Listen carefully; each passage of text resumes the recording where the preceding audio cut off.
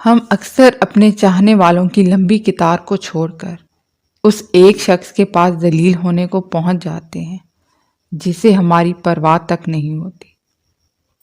جب میں نے دیکھا کہ وہ میرے بغیر مطمئن ہے، تب مجھے پہلی بار احساس ہوا کہ میرا چنا ہوا شخص کتنا غلط تھا۔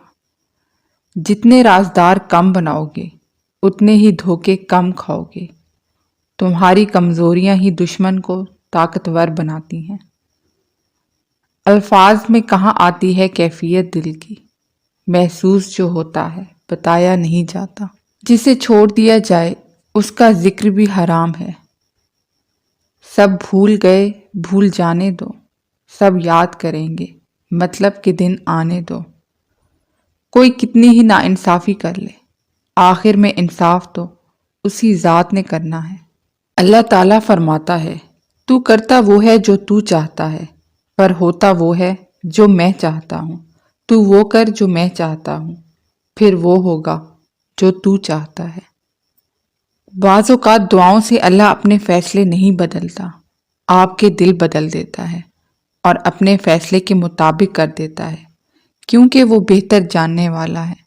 جب تم نے کسی سے محبت کی ہے تو اس سے ذرا برابر بھی محبت مت مانگو، کیونکہ تم نے محبت کی ہے، تجارت نہیں۔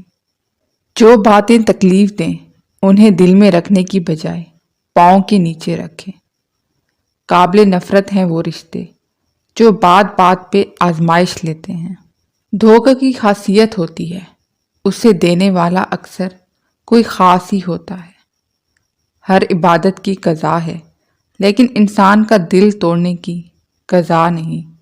اچھا سوچیں اور اچھا بولیں، کیونکہ بدگمانی اور بدزبانی دو ایسے عیب ہیں جو انسان کے ہر کمال کو زوال میں بدل دیتے ہیں۔ زندگی میں جب کبھی ہمارا خود سے سامنا ہوتا ہے تو سمجھ آتا ہے کہ ہم نے دوسروں کی خاطر اپنا کتنا دل دکھایا ہے۔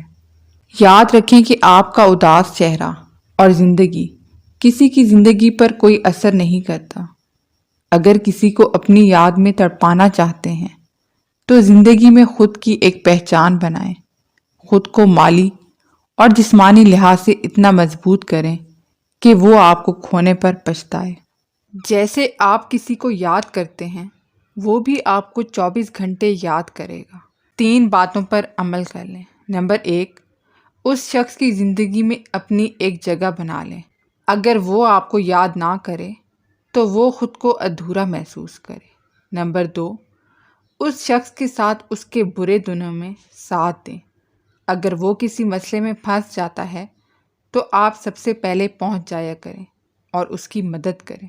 نمبر 3، اس شخص کا سہارا بنو اس کے مشکل حالات میں، تو جب بھی اس پر مشکل آئے گی وہ سب سے پہلے آپ کو یاد کرے گا۔